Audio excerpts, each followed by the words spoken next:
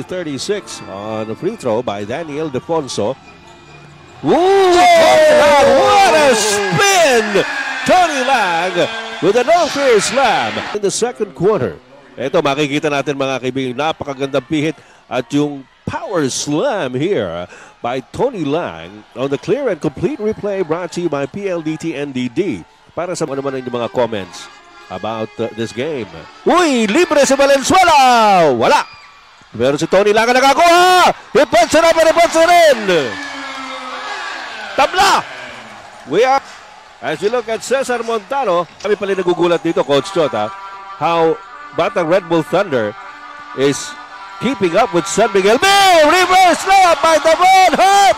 Again, assist by Tony Lang. Pero sinasabi natin, no, irreverence din ito ng... Dumidribble pa lang dyan si Peña, agaw na niya eh. Yun, nakita mo na, nagdidribble pa lang si Peña, nabasa na niya eh.